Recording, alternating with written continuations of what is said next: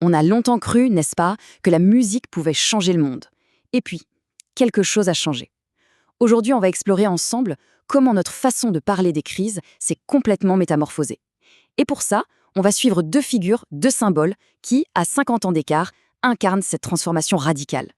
Alors, d'un côté, on a Bob Dylan, le poète, le prophète, dont les ballades incroyables enveloppaient la tragédie dans des métaphores.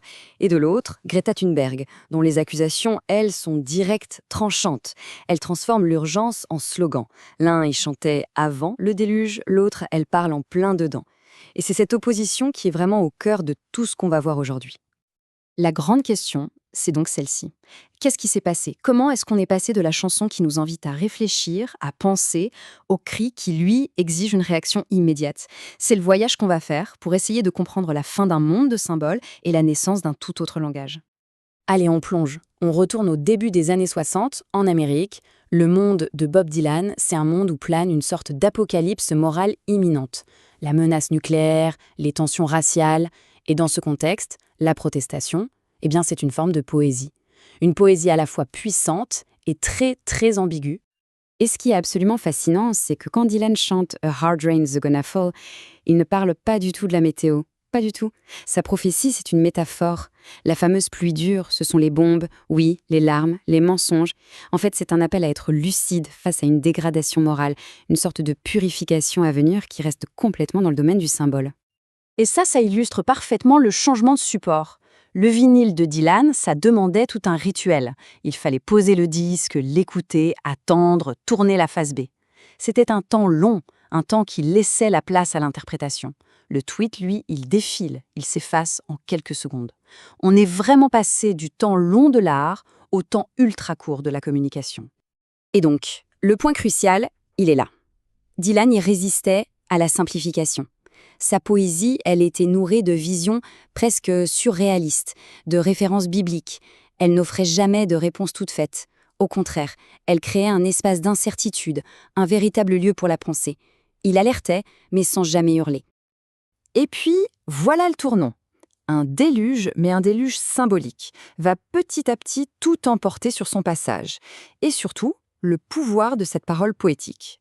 Mais attention, il ne s'agit pas du tout d'une catastrophe naturelle. Voilà, ça c'est vraiment la clé de toute notre analyse. Le déluge dont parlait déjà Dylan en filigrane, ce n'est pas une inondation d'eau, c'est une déflagration du sens. C'est la parole elle-même qui meurt en premier, bien avant l'effondrement matériel. C'est une crise culturelle, une crise symbolique. Et cet effondrement du sens, il ne s'est pas fait en un jour. D'abord, dans les années 60, la contre-culture est devenue un produit de consommation, tout simplement. Puis, dans les années 80, le néolibéralisme a transformé la révolte en simple gestion de risque. Et enfin, dans les années 2000, l'ère numérique a complètement capturé notre attention, la rendant incapable d'accueillir cette lenteur qui est pourtant nécessaire à la poésie et à la pensée. Et nous y voilà, on arrive dans notre monde, le monde d'après le déluge. Un monde où la communication sur la crise est devenue directe, opérationnelle, urgente. La prophétie, en fait, a été remplacée par la performance. Cette phrase, elle est devenue l'emblème de ce nouveau langage. Ce n'est plus une chanson, c'est une séquence virale. Là où Dylan composait tout un album, Greta Thunberg, elle, compose un événement. Sa parole, elle n'est pas faite pour être interprétée, elle est faite pour agir, et agir tout de suite. Et c'est exactement ça, la parole performative. Le but, ce n'est plus d'ouvrir un espace de réflexion, comme le faisait la poésie de Dylan, non. Le but, c'est de provoquer une réaction, une indignation, une action immédiate. C'est vraiment le langage de l'efficacité, dans un monde qui est toujours plus pressé. La mutation est donc totale, on le voit bien. On est passé de la parabole au poste, de la métaphore à la notification. L'un cherchait à préserver la complexité du mot, l'autre utilise le mot comme un simple outil pour un objectif très concret. Ce sont deux mondes, deux urgences complètement différentes. Bon, pour bien comprendre ce nouveau monde, il faut absolument regarder comment notre système économique a transformé notre rapport à la catastrophe elle-même. Parce que le désastre, aujourd'hui, ce n'est plus seulement une menace. C'est devenu une opportunité. Le mot capitalocène est vraiment crucial ici. Il suggère que le responsable, ce n'est pas l'humanité en général, mais un système économique bien spécifique. Un système qui a cette capacité assez incroyable de récupérer et de monétiser les crises qu'il a lui-même engendrées. Et ça, ce n'est pas du tout abstrait. Regardez ces exemples concrets. La finance verte transforme la survie de la planète en produit d'investissement. Le capitalisme de surveillance monétise nos comportements écolos. On trouve des kits de survie en vente partout. Bref, le désastre est géré, rationalisé, transformé en un spectacle qu'on peut monétiser.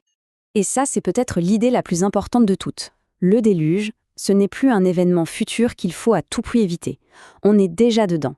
La catastrophe n'est plus une menace lointaine, c'est notre milieu de vie, la condition même de notre existence, ici et maintenant.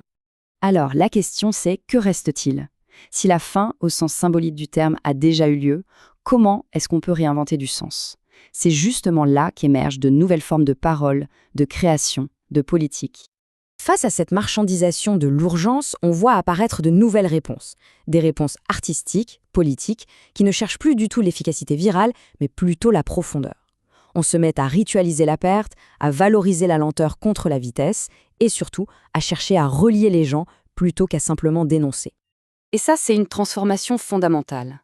La figure du prophète qui avertit depuis son piédestal est remplacée par une parole qui prend soin, qui répare les liens, au ras du sol. Le chant ne devient plus une prophétie, mais une sorte de liturgie réparatrice, un véritable acte de soin. L'utopie, elle aussi, elle change de visage. C'est fini les grands récits héroïques de sauvetage planétaire. La nouvelle ambition, elle est beaucoup plus humble, plus locale. Il s'agit de réparer, d'écouter, de cohabiter, de sauvegarder ce qui reste, ici, maintenant. Et on termine sur cette interrogation. Dans un monde complètement saturé de slogans, de notifications, d'indignation permanente, peut-être que la parole la plus puissante, la plus profonde finalement, c'est celle qui sait se taire. Une parole qui ne serait plus un signal mais un espace pour qu'on puisse penser à nouveau. C'est une question qui, bien sûr, reste ouverte.